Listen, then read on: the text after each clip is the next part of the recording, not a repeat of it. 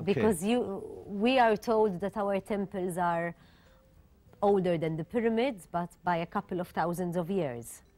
Okay, and this is the reason for me that I can make this conclusion. The temples are much, much older than 5,000 or 7,000 years, because we have now 24 temples, when we can say they are a clock, a calendar to calculate time.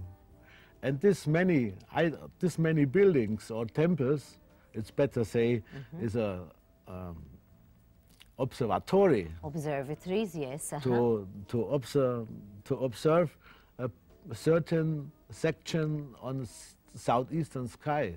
Yes. So this leads to my conclusion that the 24 temples, they are now discovered, and everybody can see them,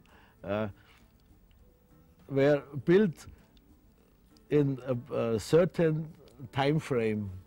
And this time frame must be older than 7,000 years, because they built after 1,080 years another temple site.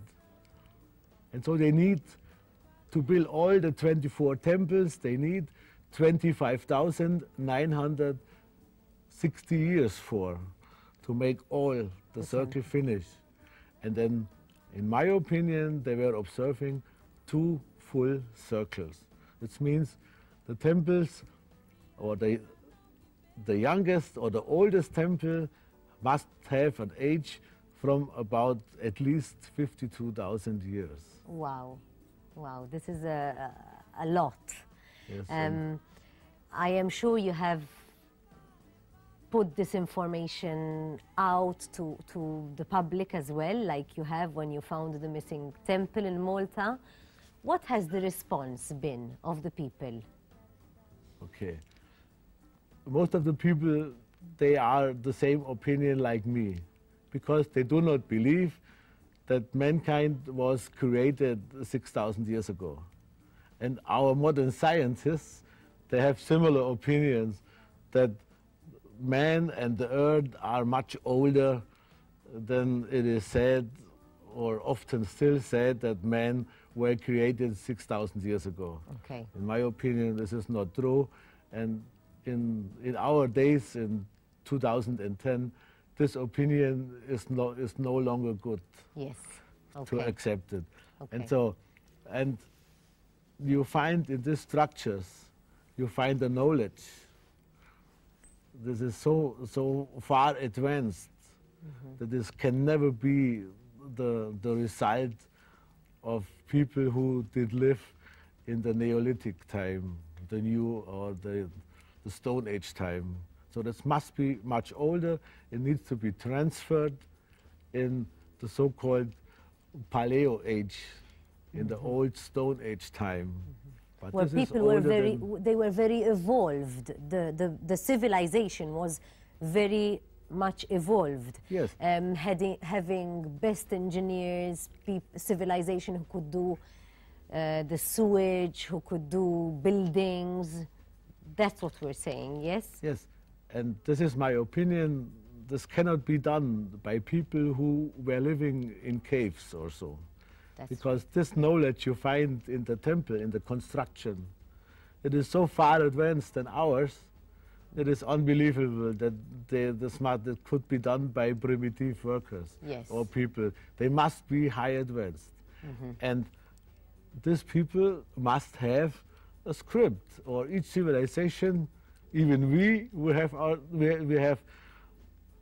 not even a language, or we can talk together. We have a script, and we write, and we make records.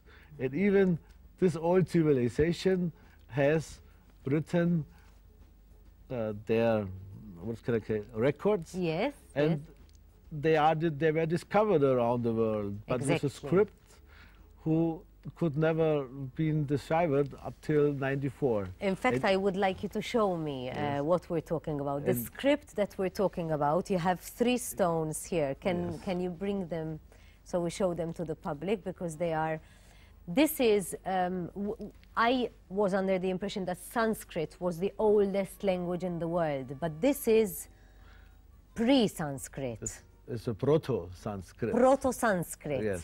So before the Sanskrit. And over there are symbols that were deciphered in 1994 by... German linguist Kurt Schildmann. Okay. And I was in the lucky position to get taught from him.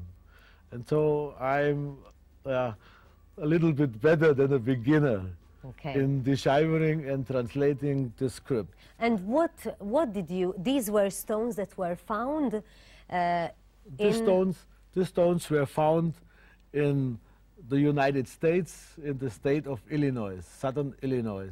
Okay. And in a cave now called Burroughs Cave, because the discoverer of this cave is named Burroughs.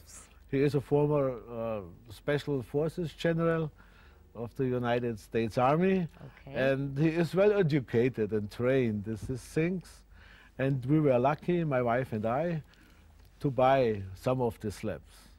Okay. So these two, and the third one, and the meaning is, or the letters can be deciphered since 1994, and the language of this is the Proto-Sanskrit. It is a forerunner of the now still available Vedic Sanskrit. Okay. Okay, so this is before the Vedic Sanskrit. Yes. And what do they say? What after they can be deciphered?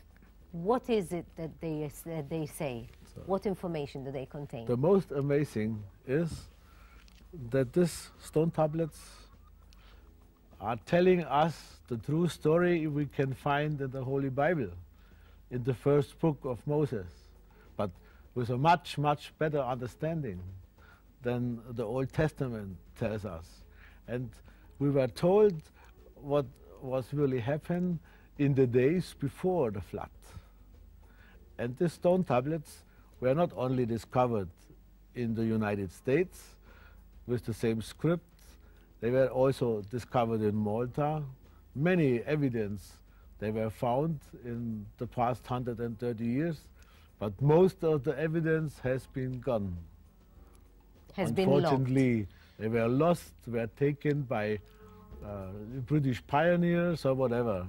But thanks God, some of the stones are still here. And this one were found or discovered at the ta.ra temple, 2 kilometers above Salina Bay. And it is a very, very important find, because this stone slab is mentioned a planet which is still missing in our solar system. And this planet and this tablet talks about our primary solar system like it was many million or billion years ago, just at the beginning, the sun and the 9 planets. But this slab also talks from the missing planet. We, or our astronomers, still looking nowadays to find, and they have it calculated by mathematic operation, but they couldn't discover it by few or so yet. But the old Maltese, they knew about. Wow.